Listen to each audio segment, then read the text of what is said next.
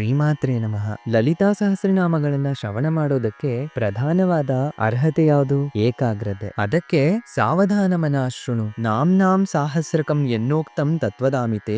ನಾನ್ ಯಾಕೆ ಹೇಳಿಲ್ಲ ವಿವರಿಸ್ತಿದ್ದೀನಿ ಕೇಳು. ಒಂದು, ರಹಸ್ಯಮಿತಿ ಮತ್ವಾಹಂ ನೋಕ್ತವಾಂಸ್ತೇನ ಚಾನ್ಯದ. ಇವು ರಹಸ್ಯ ನಾಮಗಳು, ಅದಕ್ಕೆ ಹೇಳಿಲ್ಲ ಅಂತ ಹೇಳ್ತಿದ್ದಾರೆ. ರಹಸ್ಯ ನಾಮಗಳು ಅಂದ್ರೆ ಅರ್ಥ ಏನು? ಕಿವಿಯಲ್ಲಿ ಹೇಳ್ಬೇಕಾದವು, ಹೊರಗಡೆ ಹೇಳ್ಬಾರ್ದಂತವು ಅಂತಾನ? ಹಾಗಿದ್ರೆ ಕಿವಿಯಲ್ಲೇ ಹೇಳ್ತಿದ್ರು ಅವರು. ರಹಸ್ಯ ನಾಮಗಳು ಅಂದ್ರೆ ಇದರಲ್ಲಿ ಬಾಹ್ಯಕ್ಕೆ ತಿಳಿಯದ ಅನೇಕ ವಿಷಯಗಳಿದಾವೆ ಅಂತ. ಇನ್ನು ರಹಸ್ಯ ಅಂತ ಯಾಕೆ ಹೇಳಿದ್ರು ಅಂತ ಮುಂದೆ ಇನ್ನೂ ಹೇಳ್ಕೊಳ್ಳೋಣ. ರಹಸ್ಯ ನಾಮಗಳಾದ್ರೂ ಕೂಡ ಭಕ್ತಿಯಿಂದ ಕೇಳ್ದೆ ಅಲ್ವಾ, ಅದಕ್ಕೆ ಹೇಳ್ತಿದ್ದೀನಿ ಅಂದ್ರೆ ರಹಸ್ಯ ವಿದ್ಯೆಯನ್ನ ಪಡೆಯೋದಕ್ಕೆ ಇನ್ನೊಂದು ಅರ್ಹತೆ ಯಾವುದು? ಭಕ್ತಿ ಇಲ್ಲದವನಿಗೆ ಯಾವ ಶಾಸ್ತ್ರವೂ ಕೂಡೋದಿಲ್ಲ. ಅದಕ್ಕೆ ಭಗವದ್ಗೀತೆಯನ್ನೆಲ್ಲ ಹೇಳಿ ಶ್ರೀಕೃಷ್ಣ ಪರಮಾತ್ಮ ಇದಂ ತೇನ ತಪಸ್ಕಾಯ ನಾ ಭಕ್ತೇನ ಕದಾಚನ ಅಂತ ಹೇಳ್ತಾನೆ. ತಪಸ್ವಿ ಅಲ್ಲದವನಿಗೆ, ಭಕ್ತನಲ್ಲದವನಿಗೆ ಗೀತೆಯನ್ನ ಹೇಳ್ಬೇಡ ಅಂತ ಹೇಳ್ತಾನೆ. ಅದಕ್ಕೆ ಭಕ್ತಿ ಅನ್ನೋದು ತುಂಬಾ ಪ್ರಧಾನ. ಭಕ್ತಿ ಇರೋನ್ಗೆ ಇದನ್ನ ಹೇಳ್ಬೇಕು. ನೀನು ಭಕ್ತನು, ಶ್ರದ್ಧೆಯಿಂದ ಕೇಳ್ದೆ, ಅದಕ್ಕೆ ನಿನಗೆ ಹೇಳ್ತಿದ್ದೀನಿ. ಭಕ್ತನಾದ ಶಿಷ್ಯನಿಗೆ ಗುರುವು ರಹಸ್ಯವಾದರೂ ಹೇಳ್ಬೇಕಂತೆ. ಇದೊಂದು ನಿಯಮ. ಅದಕ್ಕೆ ನಾನು ನಿನಗೆ ಹೇಳ್ತಿದ್ದೀನಿ. ಆದ್ರೆ ನಿನಗೆ ಹೇಳ್ತಿದ್ದೀನಿ ಆದ್ದರಿಂದ ನೀನು ಕೂಡ ಇನ್ನು ಮುಂದೆ ಭಕ್ತನಲ್ಲದವನಿಗೆ ಹೇಳ್ಬೇಡ. ಇಲ್ಲಿ ಮೊದಲೇ ಉಪೋದ್ಘಾತ ಯಾಕೆ ಅಂದ್ರೆ ರಹಸ್ಯ ನಾಮಗಳನ್ನ ಕೇಳೋದಕ್ಕಾಗ್ಲಿ ಅಥವಾ ಪಠನೆ ಮಾಡೋದಕ್ಕಾಗ್ಲಿ ಅರ್ಹತೆ ಇದೆಯಾ, ಇದನ್ನ ಮೊದಲು ಪರಿಶೀಲನೆ ಮಾಡ್ಕೋಬೇಕಂತೆ. ಈ ರೀತಿ ಲಕ್ಷಣ ಇರುವ ಒಬ್ಬರು ಕೇಳಿದ್ರು ನಮಗೆ ಸಂತೋಷವೇ. ಯಾಕೆ ಅಂದ್ರೆ ಲಲಿತಾ ಸಹಸ್ರನಾಮ ಎಲ್ಲಿ ಹೇಳಲ್ಪಡುತ್ತೋ, ಎಲ್ಲಿ ಮನನ ಮಾಡ್ಕೊಳ್ಳಲ್ಪಡುತ್ತೋ ಅಲ್ಲಿಗೆ ಎಷ್ಟು ಜನ ಬಂದು ಕೇಳ್ತಾರೆ ಅಂದ್ರೆ ನಾನು ನೀವು ಲೆಕ್ಕ ಹಾಕೋಕ್ಕಾಗಲ್ಲ. ಅನೇಕ ಮಂದಿ ದೇವತೆಗಳು, ಋಷಿಗಳು ಅಲ್ಲಿ ಅಗೋಚರ ರೂಪದಲ್ಲಿ ಬಂದು ಕೇಳ್ತಾ ಇರ್ತಾರೆ. ಅಮ್ಮನವರನ್ನ ನೆನೆಸ್ಕೊಂಡು ಎಷ್ಟು ಆನಂದದಿಂದ ಹೇಳ್ತಿರ್ತಾನೋ. ದೇವತೆಗಳು, ಋಷಿಗಳು ಅನುಗ್ರಹ ಮಾಡ್ತಾ ಇರ್ತಾರೆ. ಆದ್ದರಿಂದ ಇವರು ಸರಿಯಾಗಿ ಹೇಳ್ತಿರ್ತಾರೆ. ಆಸೆ ಎಲ್ರಿಗೂ ಇರುತ್ತೆ, ಆದ್ರೆ ಅರ್ಹತೆ ಕೆಲವರಿಗೆ ಮಾತ್ರ ಇರುತ್ತೆ. ಇದು ಗಮನದಲ್ಲಿಡಬೇಕಾದ ವಾಕ್ಯ. ಎಲ್ಲರಿಗೂ ಆಸೆ ಇದೆ, ಆದ್ರೆ ಅರ್ಹತೆ ಎಷ್ಟು ಜನಕ್ಕೆ? ಅದಕ್ಕೆ ಇಲ್ಲಿ ನ ಶಠಾಯ ನ ದುಷ್ಟಾಯ ನ ಅವಿಶ್ವಾಸಾಯ ಕರ್ಹಿ ಚಿತ್, ಈ ಲಕ್ಷಣಗಳಿರೋವರ್ಗೆ ಕೊಡಬೇಡಯ್ಯ.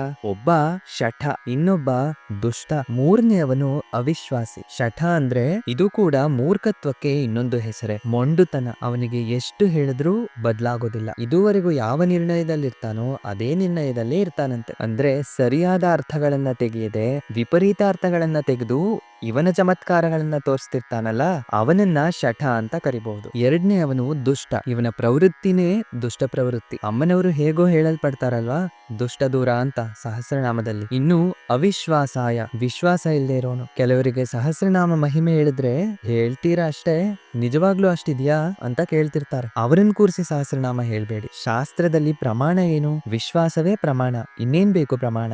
ಬೆಂಕಿ ಬಿಸಿಯಾಗಿರುತ್ತೆ ಅಂತ ಹೇಳೋದಕ್ಕೆ ಶಾಸ್ತ್ರ ಅವಶ್ಯಕತೆ ಇಲ್ಲ, ಪ್ರತ್ಯಕ್ಷ ಪ್ರಮಾಣ ಅದು. ಅತೇಂದ್ರಿಯ ವಿಷಯಗಳನ್ನ ಹೇಳೋವಾಗ್ಲೇ ಶಾಸ್ತ್ರ ಪ್ರಮಾಣ. ಶಾಸ್ತ್ರ ಪ್ರಮಾಣವನ್ನ ವಿಶ್ವಾಸದಿಂದ ತಿಳ್ಕೋಬೇಕೇ ಹೊರತು ಸಂದೇಹಗಳಿಂದ, ಶಂಕೆಗಳಿಂದ ತಿಳ್ಕೋಬಲ್ಲವಾ? ಅದಕ್ಕೆ ಶಠ ಆದವನಿಗೆ ಹೇಳ್ಬೇಡ, ವಿಶ್ವಾಸ ಇಲ್ಲದವನಿಗೆ ಹೇಳ್ಬೇಡ, ದುಷ್ಟನಾದವನಿಗೆ ಹೇಳ್ಬೇಡ. ಅಂದ್ರೆ ತಾನು ಅಗಸ್ತ್ಯ ಮಹರ್ಷಿಗೆ ಹೇಳೋದ್ರ ಜೊತೆಗೆ ಇದರ ಮುಂದೆ ನೀನು ಯಾರಿಗೆ ಹೇಳ್ಬಾರ್ದು ಅಂತ ಕೂಡ ಹೇಳ್ತಿದ್ದಾರೆ ಹಯಗ್ರೀವ ಸ್ವಾಮಿ. ಯಾಕೆಂದ್ರೆ ವಿದ್ಯೆ ಪರಂಪರೆಯಾಗಿ ಬರುತ್ತಲ್ವಾ. ಅಗಸ್ತ್ಯರಿಗೆ ಹೇಳಿದ್ರೆ ಅಗಸ್ತ್ಯರ ಹತ್ರ ನಿಂತು ಹೋಗುತ್ತಾ, ಅಲ್ಲಿಂದ ನಮ್ವರೆಗೂ ಬರುತ್ತೆ. ಅದಕ್ಕೆ ಅಗಸ್ತ್ಯ ಮಹರ್ಷಿಗೆ ಹೇಳೋವಾಗ್ಲೇ ಎಚ್ಚರಿಕೆ. ಇಷ್ಟು ಉಪೋದ್ಘಾತ ಅವಶ್ಯಕತೆ ಇದೆಯಾ? ಇದೇನು ಇಲ್ದೇನೆ ಶ್ರೀಮಾತಾ ಅಂತ ಹೋಗ್ಬಿಡ್ಬೋದಲ್ವಾ? ಹೋಗ್ಬೋದಿತ್ತು ಅಂದ್ರೆ ಮೊದಲು ಅದನ್ನೇ ಬರೀತಿದ್ರಲ್ವಾ ಬ್ರಹ್ಮಾಂಡ ಪುರಾಣದಲ್ಲಿ. ಇಷ್ಟು ಅವಶ್ಯಕತೆ ಯಾಕೆ ಅಂದ್ರೆ ಅಷ್ಟು ಯೋಗ್ಯತೆಯನ್ನ ನಾವು ಸಂಪಾದನೆ ಮಾಡ್ಕೋಬೇಕು. ಒಂದೊಂದರ ಒಳಗೆ ಪ್ರವೇಶ ಮಾಡೋದಕ್ಕೆ ಒಂದೊಂದು ರೀತಿಯ ಸಂಸ್ಕಾರ ಬೇಕಾಗುತ್ತೆ. ಆ ಸಂಸ್ಕಾರ ಇಲ್ಲದೆ ಪ್ರವೇಶ ಮಾಡಬಾರದು. ನಮ್ಮ ಅಂತಃಕರಣವನ್ನ ಶುದ್ಧ ಮಾಡಿಕೊಂಡು ಈ ಸೂಕ್ಷ್ಮ ವಿದ್ಯೆಗೆ ಪ್ರವೇಶ ಮಾಡಬೇಕು ನಾವು. ಅದಕ್ಕೆ ಹೇಳ್ತಾರೆ ಉಪಾಸಕಾಯ ಶುದ್ಧಾಯ.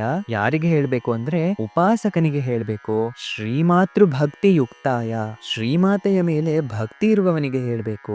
ಶ್ರೀವಿದ್ಯಾ ರಾಜವೇದಿನೇ, ಶ್ರೀವಿದ್ಯಾ ಮಂತ್ರವಿರುವವನಿಗೆ ಹೇಳ್ಬೇಕು. ಹೇಳ್ಬೇಕು ಅಂದ್ರಂತೆ. ಹಾಗಾದ್ರೆ ಇಲ್ಲಿ ಎಲ್ಲರೂ ಮಂತ್ರ ಇರುವವರೇನಾ ಹೇಳ್ಬೋದಾ ಅಂದ್ರೆ ಇದಕ್ಕೆ ಅಂತ ಇನ್ನೊಂದು ವಾಕ್ಯ ಇದೆ, ಅಲ್ಲಿ ಇದನ್ನ ತಿಳ್ಕೊಳ್ಳೋಣ. ಹಾಗಾಗಿ ಶ್ರೀವಿದ್ಯಾ ಮಂತ್ರವಿರುವವನು ಲಲಿತಾ ಸಹಸ್ರನಾಮವನ್ನ ತಿಳ್ಕೊಂಡ್ರೆ ಇನ್ನೂ ಹೆಚ್ಚು ಆನಂದ ಪಡ್ತಾನೆ. ಅದಕ್ಕೆ ಉಪಾಸಕಾಯ ಶುದ್ಧಾಯ, ಉಪಾಸಕರಲ್ಲೂ ಕೂಡ ಶುದ್ಧೋಪಾಸಕರಿರ್ತಾರಂತೆ. ಶುದ್ಧೋಪಾಸಕರು ಅಂದ್ರೆ ಇನ್ನೇನು ಅಲ್ಲ, ಇಲ್ಲಿ ಪ್ರಧಾನವಾಗಿ ತಿಳ್ಕೊಬೇಕಾಗಿರೋದು ನಿಷ್ಕಪಟವಾದ ಭಕ್ತಿಯನ್ನ ಹೊಂದಿರುವವರು ಅಂತ ಅರ್ಥ. ಕೇವಲ ಅಮ್ಮನವರ ಅನುಗ್ರಹವನ್ನ ಬಿಟ್ಟು ಇನ್ನೇನು ಚಿಂತನೆ ಇಲ್ಲದವರನ್ನ ಶುದ್ಧೋಪಾಸಕರು ಅಂತಾರೆ. ಈ 1000 ನಾಮದ ವಿದ್ಯೆಯನ್ನ ಶುದ್ಧೋಪಾಸಕರಿಗೆ ಕೊಡು.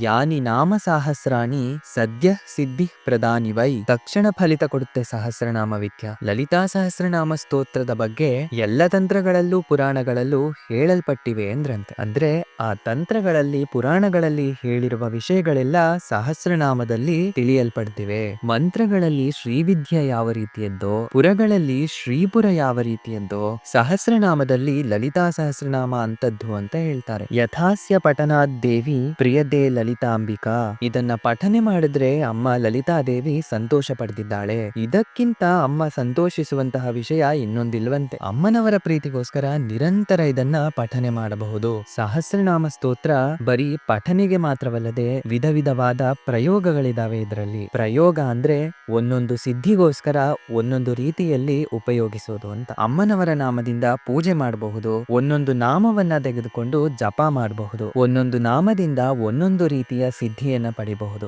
ಒಂದೊಂದು ನಾಮವನ್ನೇನಾದ್ರೂ ಒಂದೊಂದು ಮಂತ್ರವಾಗಿ ತೆಗೆದುಕೊಂಡು ಪಠನೆ ಮಾಡಿದ್ದೆ ಆದ್ರೆ ಎಲ್ಲದಕ್ಕೂ ಒಂದೊಂದು ಸಿದ್ಧಿ ಇದೆ. ಅದಕ್ಕೆ ಸಂಬಂಧಿಸಿ ಉಪಾಸನಾ ರಹಸ್ಯಗಳು ತಿಳಿದವರು ಅನೇಕ ಪ್ರಯೋಗಗಳನ್ನ ಮಾಡಿದ್ದಾರೆ. ಅದ್ರ ಮೇಲೆ ಒಂದೊಂದು ನಾಮದಿಂದ ಹೋಮವನ್ನ ಮಾಡಿದ್ರೆ ಆ ಅಗ್ನಿಯಲ್ಲಿ ಅಮ್ಮನವರು ಒಂದೊಂದು ರೂಪದಲ್ಲಿ ದರ್ಶನ ಕೊಟ್ರಂತೆ. ಅಂದ್ರೆ ಆ ನಾಮಾದಿ ದೇವತೆ ಒಬ್ಬರಿದ್ದಾರೆ. ಅದಕ್ಕೆ ಅಮ್ಮನವರ 1000 ನಾಮಗಳು 1000 ಮಂತ್ರಗಳು, 1000 ಮಂತ್ರಗಳು 1000 ರೂಪಗಳು, 1000 ರೂಪಗಳ ತಾಯಿ. ಆ 1000 ರೂಪಗಳು 1000 ಮಂತ್ರಗಳಲ್ಲಿದ್ದಾವೆ. ಆ ಮಂತ್ರಗಳ 1000 ರೂಪಗಳ ಏಕರೂಪ ಲಲಿತಾಂಬ. ಅದಕ್ಕೆ ಇಲ್ಲಿ ಇನ್ನೊಂದು ವಿಶೇಷ ಏನಂದ್ರೆ ವಿಧ ವಿಧವಾದ ಪ್ರಯೋಗಗಳು. ಬಿಲ್ವಪತ್ರದಿಂದ ಶ್ರೀಚಕ್ರವನ್ನ ಪೂಜೆ ಮಾಡಿ ಸಹಸ್ರನಾಮ ಪಠನೆ ಮಾಡಿದ್ರೆ ತುಂಬಾ ವಿಶೇಷ ಅಂತ ಹೇಳಿದ್ದಾರೆ ಇಲ್ಲಿ. ಅಂದ್ರೆ ಶ್ರೀಚಕ್ರ ಅರ್ಚನೆ ಮಾಡಿ ಆ ಚಕ್ರದ ಮಂತ್ರವನ್ನ ಉಪಾಸನೆ ಮಾಡಿಕೊಂಡು, ಅಂದ್ರೆ ಶ್ರೀವಿದ್ಯಾ ಪಂಚದಶಿ ಮಂತ್ರವನ್ನ ಜಪ ಮಾಡಿಕೊಂಡು ಆ ಜಪ ಮಾಡಿದ ನಂತರ ಏನಾದ್ರೂ ಸಹಸ್ರನಾಮ ಸ್ತೋತ್ರವನ್ನ ಪಠನೆ ಮಾಡಿದ್ರೆ ಅದು ಅತ್ಯದ್ಭುತವಾದ ಫಲಿತಗಳನ್ನ ಕೊಡುತ್ತೆ ಅಂತ.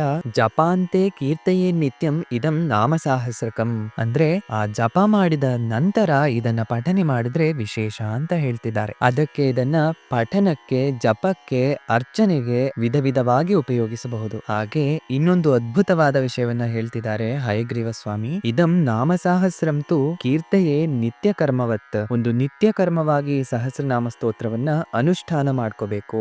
ಭಕ್ತಸ್ಯ ಕೃತ್ಯಮೇತಾವತ್, ಭಕ್ತನಾದವನು ಈ ಕೃತ್ಯವನ್ನ ಮಾಡ್ಬೇಕು ಅಂತ ಅಮ್ಮನವರೇ ಹೇಳಿದ್ದಾರಯ್ಯ. ಅಮ್ಮನವರ ಭಕ್ತರಿಗೆ ಇದೊಂದು ನಿತ್ಯ ಕೃತ್ಯ. ಅನ್ಯದಭ್ಯುದಯಂ ವಿದುಹು ಭಕ್ತಸ್ಯ ಅವಶ್ಯಕಮಿದಂ ನಾಮ ಸಹಸ್ರ ಕೀರ್ತನಂ. ಅದಕ್ಕೆ ಭಕ್ತನಾದವನಿಗೆ ಇದು ತುಂಬಾ ಮುಖ್ಯವಾದದ್ದು. ಇಲ್ಲಿವರೆಗೂ ವಿವರಿಸಿ ಇಷ್ಟು ಮಹತ್ತರವಾಗಿ ಹೇಳೋದಕ್ಕೆ ಕಾರಣವೇನೆಂದ್ರೆ ಈ ಸಹಸ್ರನಾಮಗಳು ಮಾನವ ನಿರ್ಮಿತವಾದವಲ್ಲ. ಸಾಧಾರಣವಾಗಿ ಋಷಿಗಳು ಕೂಡ ಅವರ ತಪಸ್ಸಿನಿಂದ ದರ್ಶನ ಮಾಡಿ ಕೆಲವನ್ನ ಕೊಡ್ತಾ ಇರ್ತಾರೆ. ಇನ್ನು ಮಾನವರಾಗಿರುವ ಮೇಧಾವಿಗಳು ಋಷಿಯಾಗಿ ಕೊಟ್ಟ ಸ್ತೋತ್ರಗಳು ಕೆಲವಿರುತ್ತೆ. ಆದ್ರೆ ಇವು ಹಾಗಲ್ವಂತೆ. ಇವನ್ನ ಕೊಟ್ಟವರು ಯಾರು? ಅಗಸ್ತ್ಯರ, ಹಯಗ್ರೀವ ಸ್ವಾಮಿಯವರ, ಅಂದ್ರೆ ವಶಿನ್ಯಾದಿ ವಾಗ್ದೇವತೆಗಳು ಕೊಟ್ರು ಇದನ್ನ. ಈ ರೀತಿಯಾದ ವಿಶಿಷ್ಟತೆ ಇನ್ನು ಯಾವ ಸಹಸ್ರನಾಮದಲ್ಲೂ ನಮಗೆ ಕಾಣಿಸೋದಿಲ್ಲ. ಸಾಕ್ಷಾತ್ ವಾಗ್ದೇವತೆಗಳು ಕೊಟ್ರು, ಅದು ಇದರ ಒಂದು ಮಹತ್ವ. ತತ್ರ ಹೇತುಂ ಪ್ರವಕ್ಷ್ಯಾಮಿ, ಇಷ್ಟು ಮಹತ್ತರವಾದದ್ದು ಯಾಕಾಯ್ತೋ ಹೇಳ್ತಿದ್ದೀನಿ ಕೇಳು ಅಂತ ಹೇಳಿ ಇದಕ್ಕೆ ಸಂಬಂಧಿಸಿದ ಒಂದು ವೃತ್ತಾಂತವನ್ನ ಹೇಳ್ತಿದ್ದಾರೆ. ಮುಂದಿನ ಭಾಗದಲ್ಲಿ ಹೇಗೆ ವಶಿನ್ಯಾದಿ ವಾಗ್ದೇವತೆಗಳು ಲಲಿತಾ ಸಹಸ್ರನಾಮ ಸ್ತೋತ್ರವನ್ನ ಬರೆದ್ರು, ಅಮ್ಮನವರೇ ಹೇಗೆ ವಶಿನ್ಯಾದಿ ವಾಗ್ದೇವತೆಗಳನ್ನ ಕರೆದು ಸಹಸ್ರನಾಮವನ್ನ ಬರೆಯೋದಕ್ಕೆ ಯಾಕೆ ಹೇಳಿದ್ರು ಅಂತ ಮುಂದಿನ ಭಾಗದಲ್ಲಿ ತಿಳ್ಕೊಳ್ಳೋಣ. ಶ್ರೀಮಾತ್ರೇ ನಮಃ.